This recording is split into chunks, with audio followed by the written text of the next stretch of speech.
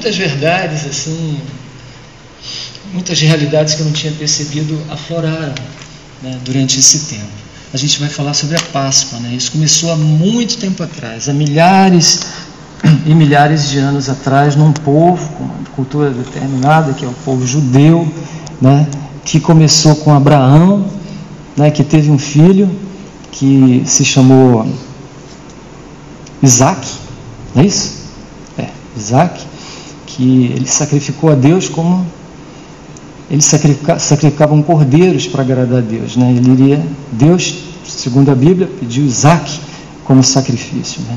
E ele levou o filho para colocar no altar de sacrifício, levantou a espada para sacrificá-lo, e aí nesse momento Deus aceitou o sacrifício dele, que na verdade não era o filho, nem era o cordeiro, mas era a intenção, a obediência, né? Inclusive o professor Hermógenes, que eu estou vendo aqui, rostos queridos, né, ele dizia que quem não levanta a espada não consegue salvar Isaac.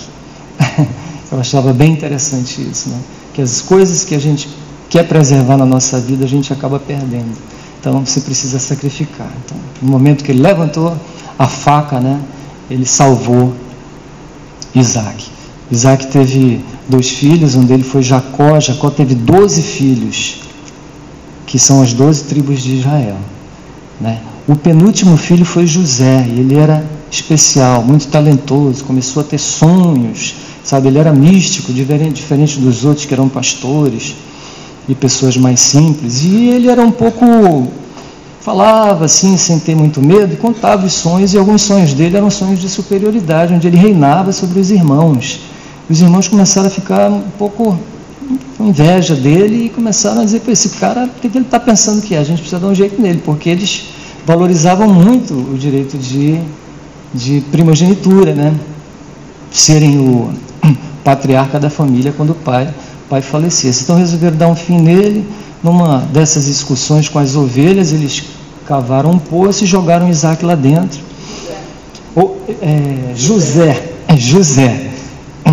lá dentro, e depois se arrependeram, houve ali uma certa discussão entre eles, então vamos tirar eles daí. Passou uma caravana levando escravos e venderam José como escravo, e ele foi para o Egito. Eles voltaram para casa dizendo que José havia morrido. O que aconteceu? Por 17 anos ele sofreu muito, e com equanimidade, né? Se tornou servo de um governador, de uma pessoa muito importante no Egito. Continuou tendo sonhos. A própria mulher do chefe dele o tentou, queria seduzi-lo, e ele permaneceu correto, e com isso ele foi para a cadeia. Ele ficou muitos e muitos anos lá na cadeia, começou a decifrar sonhos também, e esses sonhos eram sonhos que salvariam o Egito de uma grande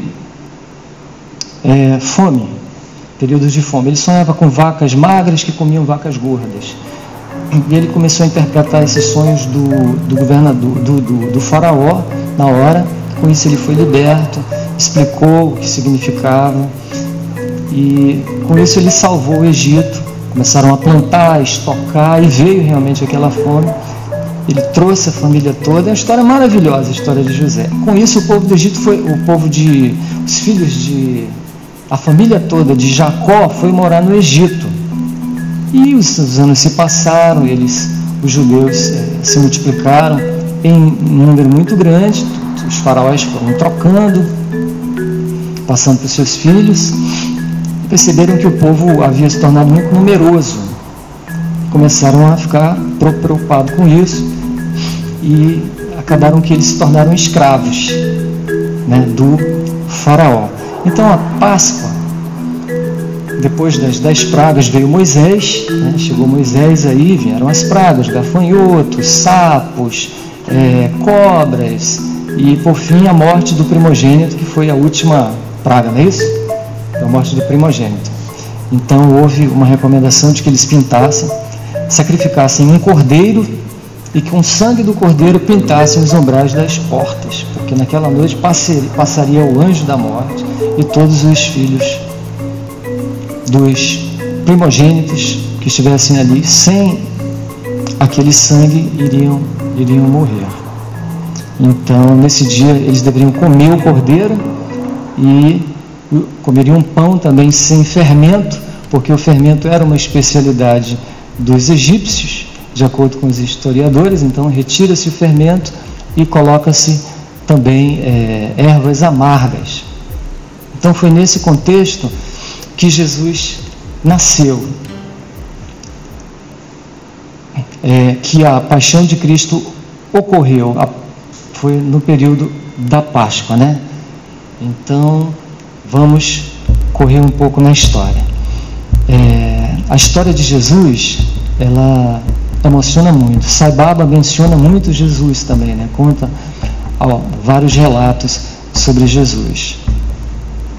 Quando Maria estava grávida de Jesus, ao mesmo tempo sua prima Isabel já estava grávida também de quem?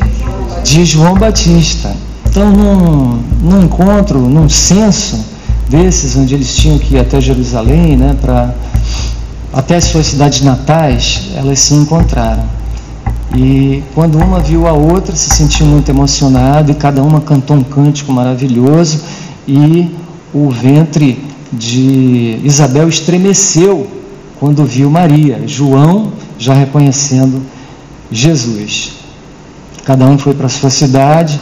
João cresceu, se tornou um mestre, tinha seus discípulos. Diz a Bíblia que ele foi para o deserto, e lá muitos seguidores, e ele dizia para os seguidores que ele não era o Messias, ele não era o ungido, mas que ele veio para preparar o caminho para ele. Aquele que vem depois de mim é mais poderoso do que eu, e ele iria indicar quando ele chegasse. Então, diz Sai Baba que Jesus, até os 30 anos, ficou com os pais, trabalhou junto com seu pai, que a profissão dele era carpinteiro. Fez isso para cumprir o dharma de filho, de acordo com Sai Baba. José faleceu. A mãe disse que gostaria que ele seguisse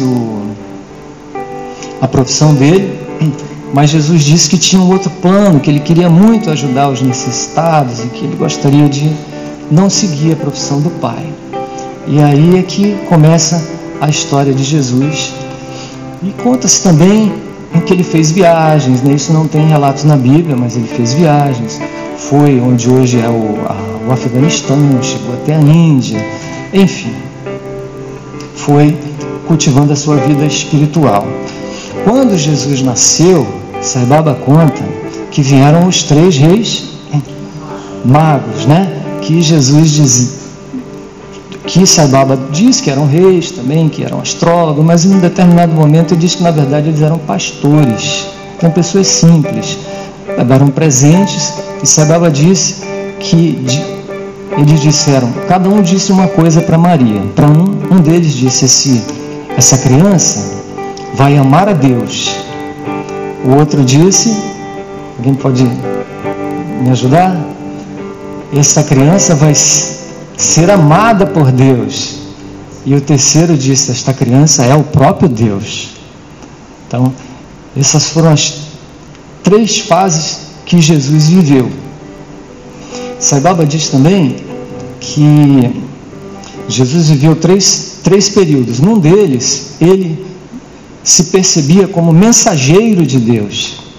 Na segunda fase, como filho de Deus, certo?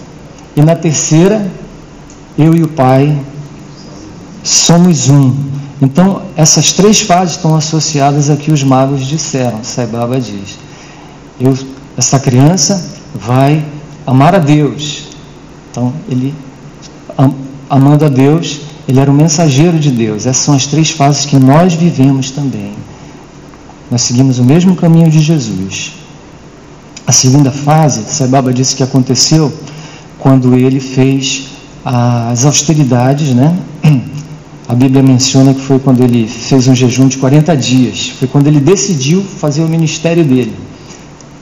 Sai Baba diz isso. E aí ele voltou de lá diferente.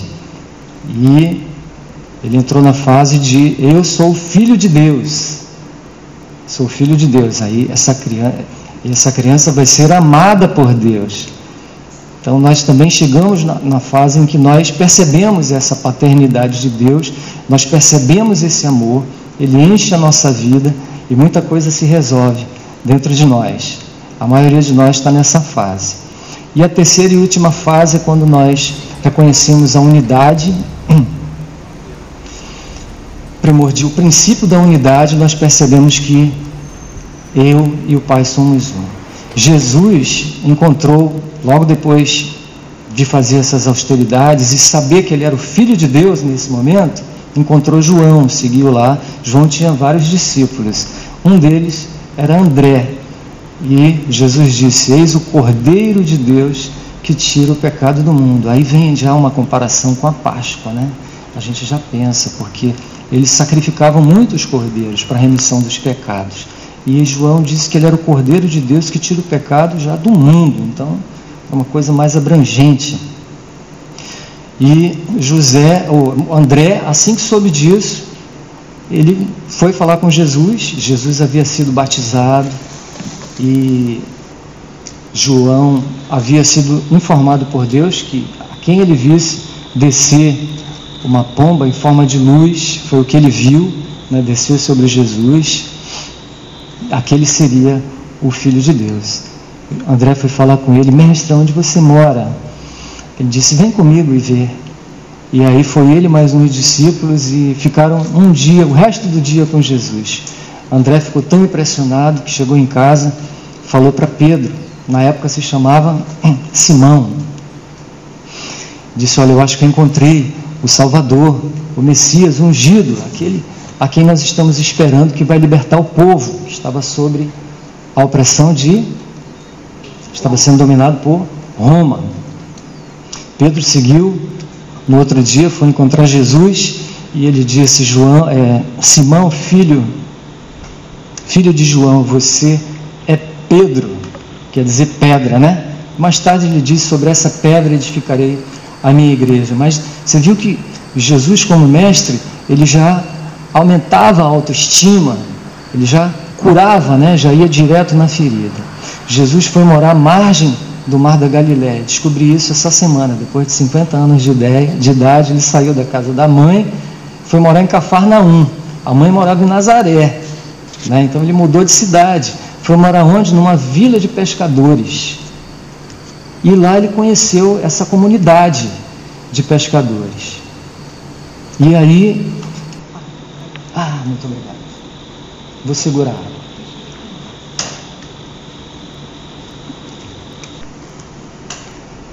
Eles tinham um problema, eles não estavam achando peixe.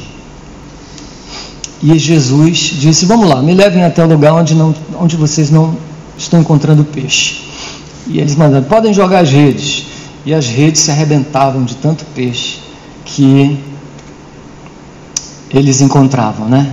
E aí eles não quiseram mais largar Jesus por causa do peixe, né? Então, como Sai Baba diz, né? Eu dou aquilo que vocês, como é que é? Querem, para que vocês desejem o que eu tenho para dar. Então Jesus seguiu o mesmo método. Ele deu peixe para eles. Então, um foi falando para o outro e eles foram se ajuntando.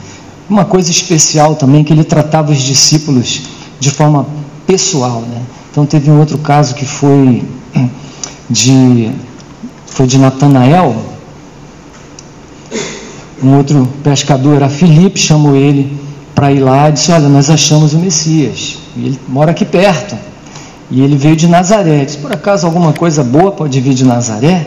Porque Nazaré era uma cidade com uma fama, os religiosos lá eram muito duros, sabe? E aquilo se espalhou, se vem ver. E aí Natanael se aproximou, e isso impressiona, porque Jesus, quando viu, disse: aí está uma pessoa de coração reto e sincera. Aquilo já deixou ele emocionado. Ele perguntou: mestre, você me conhece? De onde? Ele disse: hoje eu vi você quando você estava debaixo da figueira. Então a gente não sabe o que estava acontecendo ali debaixo da figueira, mas ele ficou tão emocionado e disse: oh, mestre, você realmente é o Filho de Deus, você é o ungido do Senhor. E já se rendeu ali. E assim os discípulos foram surgindo. Jesus foi praticando milagres, ensinamentos novos, né, contraditórios, muito contraditórios aos ensinamentos que eram feitos naquela época, tipo olho por olho, dente por dente, apedrejamentos e mais a corrupção generalizada que havia também na religião. E a missão dele foi uma missão muito dura, né? Ele nasceu num período da humanidade em que a ignorância prevalecia, né, de um modo geral, né? Então era difícil de compreendê-lo. Ele conseguiu inimigos religiosos e inimigos políticos.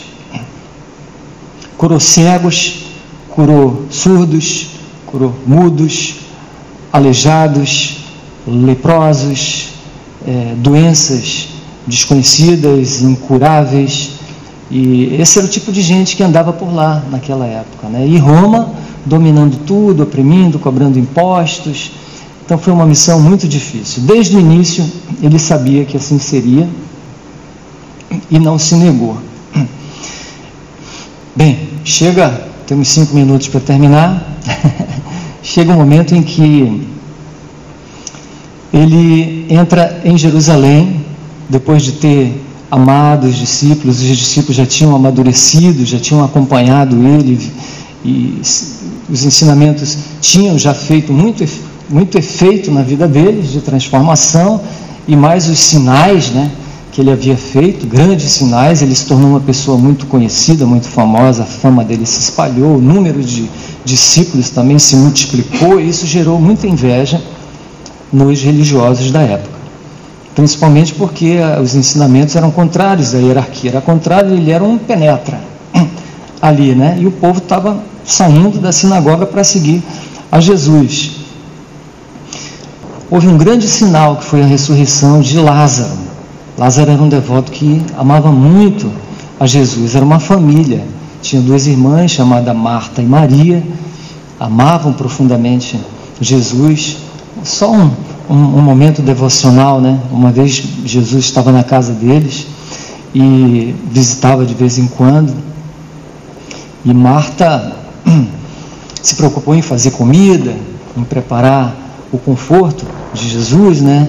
E viu Maria, não estava ajudando ela. Mas cadê Maria que não me ajuda? Estou aqui sozinho nesse sufoco, né? Um monte de discípulos, um monte de comida para fazer. Quando ela viu, Maria estava aos pés de Jesus, passando perfumes, né? Que era uma tradição, e, enfim, se deliciando aos pés do Mestre. E ela foi falar com Jesus: mas Mestre, você não se importa que eu estou sozinho fazendo todo o trabalho, enquanto Maria, né, está sem fazer nada aí, só curtindo seus pés, né? Ele disse: Marta, Marta, andas preocupadas, te preocupas com muitas coisas, uma coisa só é necessária. Maria escolheu a boa parte, e essa não lhe será tirada. Aí a gente vê a prioridade, né? A gente vê o serviço e vê a devoção, né? A devoção ganhou, né? Sai Baba diz que o caminho da devoção na era de Kali é o caminho número 1. Lázaro morreu, adoeceu, morreu. Jesus de propósito estava longe. Os dias se passaram, eles procuraram Jesus, ouviram dizer que ele via, mas ele não chegava. Esperou 4 dias e eles choraram muito. Muitas pessoas chegaram para o sepultamento. Quando o corpo, depois de 4 dias, já se diz deteriorado, né? Ele chegou, e aí houve um chororô. A Marta e Maria chegaram: Mestre, se você estivesse aqui, isso não teria acontecido. E ele disse: essa morte é para a glória de Deus. E aí ele disse: tirem a pedra. Foi um alvoroço danado, né? Porque o corpo já devia estar em estado de putrefação. E ele disse para elas: eu sou a ressurreição e a vida. Aquele que crê em mim, ainda que morra, viverá. Lázaro, vem para fora. Deve ter sido uma loucura, né? Todo mundo esperando, e lá vem ele todo cheio de ataduras, e a loucura daquele povo, e tira as ataduras e vê se é ele mesmo, e aquilo se espalhou. Depois de tantos milagres, aquele foi um dos maiores milagres que se espalharam, e a Páscoa já estava sendo preparada lá em Jerusalém. Isso foi numa cidadezinha vizinha, e Jesus disse que eles iriam para lá, para Jerusalém. Os discípulos não queriam, estavam preocupados, e toda aquela multidão de peregrinos, milhares e milhares de pessoas, vieram recepcioná-lo no domingo de Ramos, quando ele foi aclamado rei, né? Jogaram as palmas para ele entrar em Jerusalém, palmeiras, né? Os seus próprios mantos, né? Que era uma coisa mais valiosa que eles tinham, que iam por cima da roupa, e ele entrou como se fosse um rei aclamado, né? Hosana, bendito que vem em nome do Senhor, viva o rei de Israel. Isso gerou muitos ciúmes, ficaram enfurecidos os judeus. O pessoal saiu de dentro do templo para recepcionar. Então nós temos que dar um jeito, vamos matar Lázaro e vamos matar Jesus. E aí começou. 6 dias antes da Páscoa, ele entrou em Jerusalém. Um dia antes da Páscoa, na quinta-feira, ele celebrou a ceia. Ele disse: olha, eu estou ansioso para celebrar essa ceia junto com vocês. E eles disseram: vão a tal cidade, e lá vocês vão encontrar uma pessoa carregando um cântaro, e vocês vão seguir essa pessoa. A casa que ela chegar, vocês dizem: o Senhor pergunta onde vai ser a sala onde nós celebraremos a ceia. Onisciência, né? Sabia das coisas. E os discípulos só seguiam, só obedeciam. Eles eram bem simples, né? E chegaram, era uma sala ampla, mobiliada, diz a Bíblia, e Jesus disse que ele ansiava muito por esse momento. Interessante é que lá a gente vê que a ceia era com pão e vinho, né? Quando a Páscoa era celebrado um jantar com um cordeiro. Jesus, quando entrou em Jerusalém, que ele entrou no templo, ele fez um chicote com cordas e ele botou todo mundo para correr. Os cambistas, né, e os vendedores de vacas, de carneiros e de pombas, que era o que mais tinha naquele momento ali. Infelizmente, Sai Baba diz que Jesus não gostava do sacrifício de animais, né? Então, mais uma característica de Jesus. E a ceia foi celebrada, e nesse momento o traidor foi indicado, Judas, né? Ele disse: esse é o meu pão, esse pão é o meu corpo que é dado por você, simbolizando o cordeiro pascal, e este vinho representa o meu sangue, o sangue da nova aliança, ou seja, dos novos ensinamentos, de uma nova realidade, de uma nova perspectiva de vida completamente distinta da que eles estavam vivendo naquele momento. E então, naquele momento, ele se fez o cordeiro pascal, e aquilo se tornou a nova Páscoa, né? Com pão e vinho. E aí o resto da história vocês sabem. Judas saiu dali, porque Judas era o responsável pelas finanças do grupo. A Bíblia diz que ele era um ladrão, né? E ele era um ladrão antes, e ele não resistiu à tentação de ganhar um dinheirinho extra vendendo o mestre, né? Ele percebeu que tinha errado, teve um grande remorso. Jesus foi para o jardim do Getsêmani, depois da Santa Ceia, atravessou com um barquinho, que era um local frequente onde ele ia com os discípulos. Devia ser perto da casa dele, ali no Mar da Galileia, né, que era grande. E ali chegaram os guardas e levaram, e aí vocês conhecem a história da paixão, né, de Cristo, do sofrimento, da crucificação. Sai Baba também diz que a voz etérea que foi ouvida do céu, que a gente conhece como: este é o meu filho amado, né, em quem me comprazo. Sai Baba diz que a voz foi: meu filho, todos são um, seja um com todos. Então, nesse momento, Jesus atingiu o estágio derradeiro, quando ele percebeu: eu e Deus somos um, né? Nesse momento, ele disse: Pai, perdoa, porque eles não sabem o que fazem. Então, Jesus teve uma trajetória, e ele alcançou a iluminação, ele alcançou todos os degraus que um ser humano é capaz de alcançar na Terra, através desse exemplo, né? Através da vida que viveu. Eu trouxe um texto, e agora eu vou terminar, passei 5 minutos.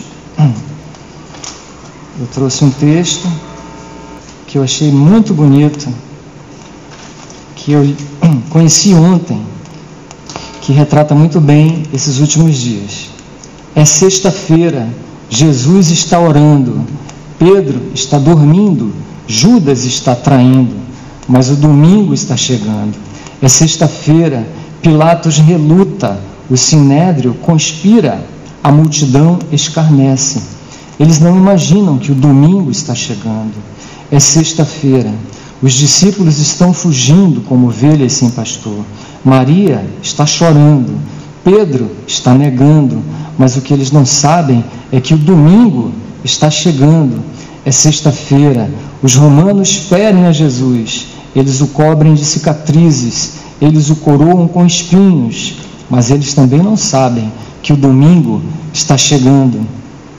É sexta-feira, Jesus caminha até o Calvário, seu sangue escorre, seu corpo tropeça, seu espírito está oprimido, mas você entende, é só sexta-feira, e o domingo está chegando.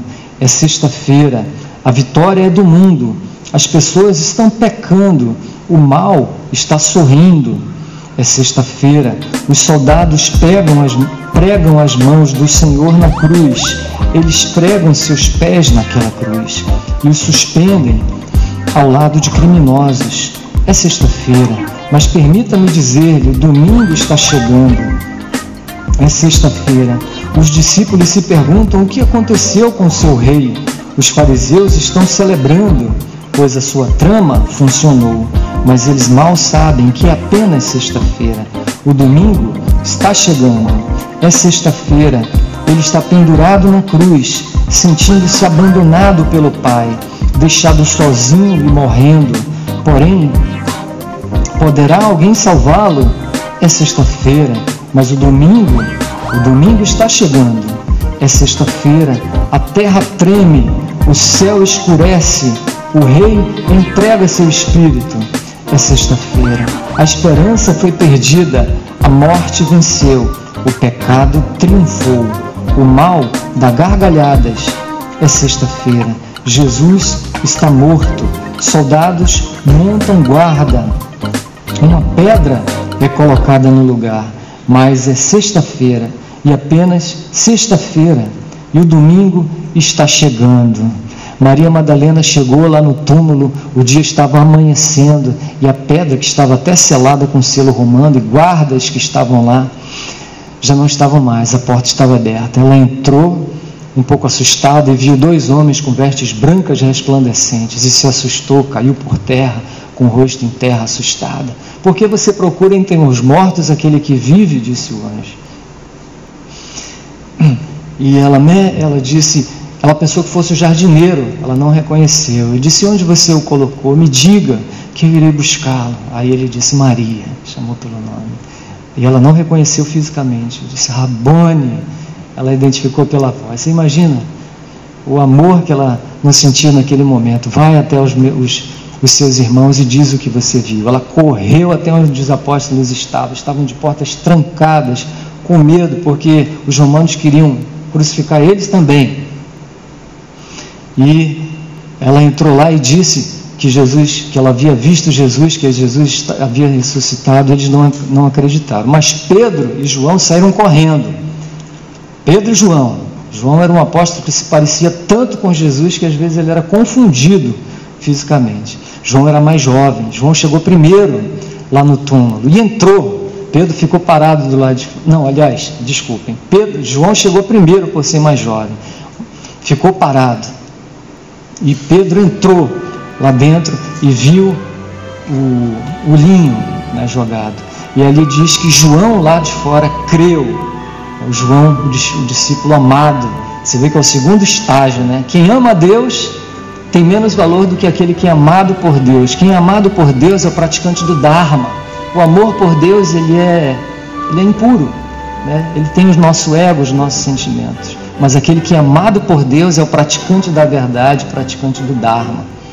Depois disso, Jesus apareceu a alguns outros discípulos no caminho de Emaús, que não reconheceram. E ele: para onde vocês vão? Vamos para tal lugar a 10 quilômetros de distância. Foram caminhando até lá. E ele disse: por que vocês estão tristes? É só você não sabe o que aconteceu? A terra tremeu, teve terremoto, o céu escureceu por 3 horas, né? Mortos ressuscitaram e você não sabe o que aconteceu? Aí ele disse: vocês não sabem o que as Escrituras dizem. E contou durante o trajeto tudo o que devia acontecer com relação ao Messias. No final ele disse: mestre, fica com a gente, porque eles tinham chegado na casa deles. Fica com a gente mais um pouco. E aí nesse momento ele desapareceu. Então ele estava desaparecendo, aparecia e desaparecia. Eles disseram: mestre, porventura o nosso coração não ardia quando ele falava com a gente? E aí eles tocaram de volta os 10 quilômetros, foram lá encontrar os discípulos que estavam, os 11, né? Que estavam lá reunidos, entraram, e mal eles entraram, Jesus aparece no meio deles. Não se sabe se atravessou a porta ou se simplesmente se materializou lá dentro e disse: paz seja convosco. É um rebuliço, né? O amor, o que parecia o fim, era só o começo, né?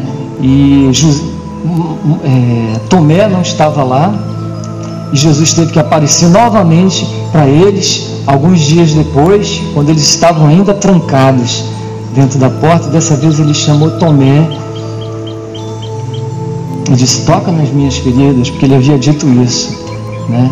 E Senhor meu e Rei meu, aos prantos, né? Depois Jesus apareceu a mais 500 pessoas num campo bem grande, onde ele combinou que eles fossem lá, e os discípulos viram ele sendo levado aos céus, até sendo ultrapassado pelas nuvens, e anjos apareceram e disseram que ele voltaria, né? Então, na minha experiência pessoal, eu queria muito ter um contato com esse Jesus que voltaria, né? E eu procurei em Krishnamurti, eu achei que talvez pudesse ter sido ele. Amei Krishnamurti, até que eu tive um encontro com Sai Baba e ele me permitiu vê-lo, ouvi-lo e ter esse contato maravilhoso. Então, cada um de nós tem esse privilégio. Só me diz que nós temos 3 grandes privilégios na vida. Primeiro é ter nascido como um ser humano, né? Anjos e deuses almejam essa possibilidade de nascer como um ser humano, porque temos todas as condições de alcançar a divindade. O segundo é ter nascido na mesma era de um avatar, porque todas as condições são propícias para isso também. E a terceira é ser seu devoto. Sai Ram.